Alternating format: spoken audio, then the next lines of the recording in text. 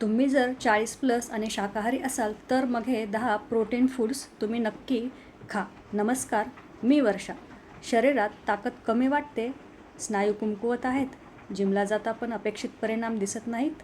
अनेकांना वाटते की मजबूत शरीरासाठी फक्त मांसाहारच आवश्यक असतो, पण हा मोठा गैरसमज आहे. आपल्या घरात रोज वापरले जाणारे अनेक शाकाहारी पदार्थ प्रोटीनने भरलेले आहेत. आजच्या व्हिडिओमध्ये आपण शरीराला ताकद देणारे आणि स्नायू मजबूत करणारे 10 सर्वोत्तम शाकाहारी प्रोटीनचे पर्याय, स्वयंपाकात करायचे 20 महत्त्वाचे बदल आणि प्रोटीन खाताना नकळत होणाऱ्या 15 मोठ्या चुका जाणून घेणार आहोत. हे बदल केल्यास स्नायूंची वाढ, ऊर्जा, हाडांची मजबूती आणि एकूण आरोग्य सुधारण्यास मोठी मदत होऊ शकते. 1. मूग, मटकी, हरभरा आणि इतर कडधान्ये हे प्रोटीनचे अतिशय स्वस्त आणि उत्तम स्रोत आहेत. मोड आलेल्या कडधान्यांमध्ये अनेक जीवनसत्त्वे आणि खनिजेही वाढतात. यामुळे शरीराला सहज पचणारे प्रोटीन मिळते. रोजच्या आहारात उसळ, सॅलड किंवा अंकुरित धान्यांचा समावेश केल्यास स्नायूंना आवश्यक पोषण मिळते. दीर्घकाळ पोट भरल्यासारखे वाटते आणि वजन नियंत्रणात ठेवण्यासही मदत होते. शरीरातील ऊर्जा टिकवून ठेवण्यासाठी हा उत्तम पर्याय आहे. 2. सोयाबीन आणि सोया चंक्स हे शाकाहारी लोकांसाठी सर्वाधिक प्रोटीन असलेले पदार्थ मानले जातात. कमी प्रमाणात खाल्ले तरी भरपूर प्रोटीन मिळते. स्नायू तयार होण्यासाठी आणि व्यायामानंतर शरीराची झीज भरून काढण्यासाठी ते उपयुक्त आहेत. सोया चंक्सची भाजी, पुलाव किंवा कटलेट बनवून खाऊ शकता. योग्य प्रमाणात सेवन केल्यास शरीराला चांगली ताकद मिळते. संतुलित आहाराचा हा महत्त्वाचा भाग आहे. 3. पनीर हे उच्च दर्जाचे प्रोटीन आणि कॅल्शियम देणारे अन्न आहे. वाढत्या वयातील मुले, व्यायाम करणारे आणि वृद्धांसाठी ते फायदेशीर ठरते. पनीरमुळे स्नायू मजबूत राहतात आणि हाडांनाही आधार मिळतो. तेलकट ग्रेव्हीऐवजी हलक्या मसाल्यात किंवा भाज्यांसोबत पनीर खाल्ल्यास अधिक फायदा होतो. घरचे ताजे पनीर शक्यतो वापरण्याचा प्रयत्न करावा, त्यामुळे अनावश्यक चरबीचं प्रमाणही कमी राहते. 4. दूध, दही आणि ताक यामध्ये प्रोटीनसोबत कॅल्शियम आणि इतर पोषक घटकही असतात. रोज 1-2 वेळा यांचा समावेश केल्यास शरीराची ताकद वाढण्यास मदत होते. दहीमधील चांगले जीवाणू पचन सुधारतात.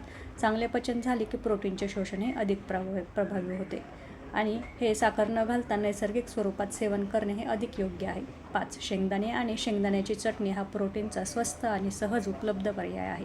त्यामध्ये आरोग्यदायी चरबीही असते, जी शरीराला ऊर्जा देते. सकाळच्या नाश्त्यात किंवा मधल्या वेळेवर मुठभर भाजलेले शेंगदाणे खाऊ शकता. चटणी, लाडू किंवा कूट स्वरूपातही ते आहारात सहज समाविष्ट करता येते. मात्र प्रमाण मर्यादित ठेवणे महत्त्वाचे आहे. योग्य प्रमाणात सेवन केल्यास स्नायू आणि हृदय दोघांनाही फायदा होतो. 6. बदाम, अक्रोड, पिस्ता आणि इतर सुकामेवा प्रोटीनसोबत चांगल्या चरबीचा स्रोत आहे. रोज थोड्या प्रमाणात सेवन केल्यास शरीराला सतत ऊर्जा मिळते. स्नायूंच्या पुनर्बांधणीस मदत होते. मेंदूचे आरोग्य सुधारण्यास हे उपयुक्त ठरतात. मीठ आणि साखर नसलेला सुकामेवा निवडणे अधिक चांगले. जास्त प्रमाणात खाणे टाळावे. 7.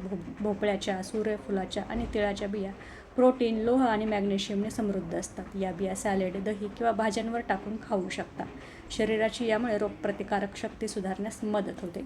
लहान प्रमाणात नियमित सेवन करणे फायदेशीर ठरते. 8. ओट्स आणि डाळी यांचे मिश्रण हा उत्कृष्ट प्रोटीनयुक्त नाश्ता आहे. फक्त कार्बोहायड्रेट्सऐवजी त्यात डाळी किंवा दूध घातल्यास पौष्टिकता वाढते. सकाळी शरीराला आवश्यक ऊर्जा मिळते. बराच वेळ भूक लागत नाही. स्नायूंना पोषण मिळत राहते. दिवसाची सुरुवात अधिक संतुलित होते. 9. राजमा, चणे आणि काळे वाटाणे हे प्रोटीन आणि तंतुमय पदार्थांनी भरलेले आहेत. आठवड्यातून अनेक वेळा यांचा आहारात समावेश करा. भाजी, सूप किंवा सॅलड स्वरूपात ते खाऊ शकता.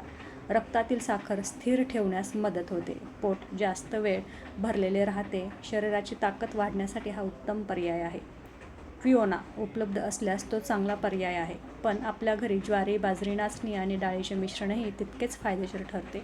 विविध धान्ये एकत्र वापरल्याने प्रोटीनची गुणवत्ता वाढते. शरीराला अनेक प्रकारचे पोषक द्रव्ये मिळतात. रोज एकाच धान्यांवर अवलंबून राहण्यापेक्षा विविधता ठेवा. त्यामुळे आहार अधिक संतुलित होतो. स्नायूंच्या आरोग्यासाठी याचा फायदा होतो. 11. स्वयंपाकात पांढऱ्या तांदळाबरोबर डाळ किंवा कडधान्य नेहमी जोडा. यामुळे प्रोटीनची गुणवत्ता वाढते आणि शरीराला आवश्यक अमिनो आम्ले मिळतात.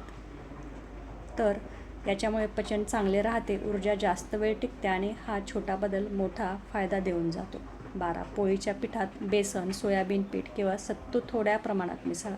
त्यामुळे प्रत्येक पोळी अधिक प्रोटीनयुक्त बनते, चवही चांगली राहते, मुलांना सहज देता येते, अतिरिक्त मेहनत न करता पोषण मूल्य वाढते आणि रोजच्या आहारात हा बदल आपल्याला सहज करता येतो.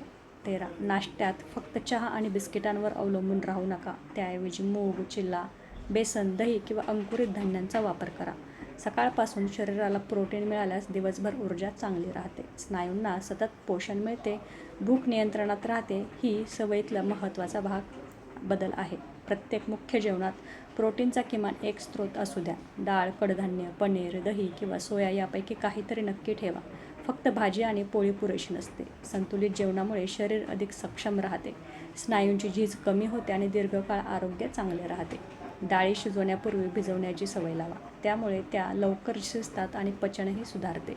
पोषक घटकांचे शोषण अधिक चांगले होते, गॅस आणि अपचनाचा त्रास कमी होतो आणि शरीराला प्रोटीनचा अधिक फायदा मिळतो. हा साधा पण परिणामकारक बदल आहे. तळलेल्या पदार्थाऐवजी उकडलेले, वाफवलेले किंवा कमी तेलात बनवलेले प्रोटीनयुक्त पदार्थ निवडा. जास्त तेलामुळे अनावश्यक कॅलरी वाढतात, शरीरावर अतिरिक्त ताण येतो, पौष्टिकतेचा उद्देश कमी होतो आणि हलका स्वयंपाक अधिक हा फायदेशीर आहे. रोजच्या सवयीत हा बदल नक्की करावा. प्रोटीन खाताना भरपूर पाणी पिण्याची सवय ठेवा. पुरेसे पाणी शरीरातील चयापचय सुधारण्यास मदत करते, पचन व्यवस्थित होते आणि शरीरातील पोषक घटक योग्यरित्या वापरले जातात. यामुळे थकवा कमी जाणवतो आणि हा अनेक जण विसरणारा महत्त्वाचा मुद्दा आहे. 18 दिवसातून सर्व प्रोटीन एकाच जेवणात खाण्याऐवजी ते वेगवेगळे वेळेत विभागून खा. पचनावर यामुळे ताण कमी येतो आणि यामुळे ऊर्जा सतत टिकून राहते. हा वैज्ञानिकदृष्ट्या उपयुक्त बदल आहे. फक्त प्रोटीनवर लक्ष न देता भाज्या आणि फळेही पुरेशा प्रमाणात खा. त्यातील जीवनसत्त्वे आणि खनिजे प्रोटीनचा योग्य उपयोग होण्यासाठी मदत करतात. शरीराचे संतुलन यामुळे टिकून राहते आणि रोगप्रतिकारक शक्ती सुधारते. स्नायूंची वाढही अधिक प्रभावी होते आणि संपूर्ण आहार हा महत्त्वाचा आहे. 20. प्रत्येक आठवड्यात वेगवेगळे प्रोटीन स्रोत बदलून वापरा. रोज एकच पदार्थ खाण्यापेक्षा विविधता ठेवा, त्यामुळे वेगवेगळे पोषक घटक मिळतात. आहार कंटाळवाणा वाटत नाही आणि शरीरालाही अधिक संतुलित पोषण मिळते. ही सवय दीर्घकाळ फायदेशीर ठरते. 21. अनेक जण फक्त भात किंवा पोळी भरपूर खातात आणि डाळ कमी घेतात, त्यामुळे प्रोटीनचे प्रमाण अपुरे राहते, जेवणाचे संतुलन बिघडते, स्नायूंना आवश्यक पोषण मिळत नाही. ही सवय बदलणे गरजेचे आहे. प्रत्येक जेवणात प्रोटीनचा स्रोत ठेवा. व्यायामानंतर प्रोटीन न खाणे ही मोठी चूक आहे. त्या काळात स्नायूंना पोषणाची जास्त गरज असते. योग्य वेळी प्रोटीन मिळाल्यास पुनर्बांधणीही चांगली होते, शरीराची ताकदही वाढते आणि थकवा कमी होतो. व्यायामाचा यामुळे फायदा वाढतो. फक्त प्रोटीन पावडरवर अवलंबून राहणे योग्य नाही. नैसर्गिक अन्नातून मिळणारे प्रोटीन हे अधिक संतुलित असते, त्यातून इतर पोषक घटकही मिळतात. पूरक पदार्थांचा गरज प्रत्येकाला नसते. आहाराला प्राधान्य द्या. आवश्यक असल्यास तज्ज्ञांचा सल्ला घ्या. दिवसभर खूप कमी खाणे आणि रात्री एकाच वेळी भरपूर प्रोटीन घेणे ही सामान्य चूक आहे. शरीराला त्याचा पूर्ण फायदा मिळत नाही. पचनावर यामुळे ताण येतो आणि जेवण योग्य वेळेत विभागणे हे आवश्यक आहे. नियमित सवय ही अधिक फायदेशीर ठरते. संतुलन हे महत्त्वाचे आहे. प्रोटीनसोबत पुरेशी झोप न घेणे ही देखील मोठी चूक आहे. झोपेमध्ये स्नायूंची दुरुस्ती आणि वाढ ही अधिक प्रभावीपणे होते. उशिरापर्यंत जागरण केल्यास परिणाम हा कमी होऊ शकतो. आहार आणि विश्रांती दोन्ही समान हे महत्त्वाचे आहेत. चांगली झोप ही शरीरासाठी आवश्यक आहे आणि त्यामुळे ताकद वाढण्यास मदत होते.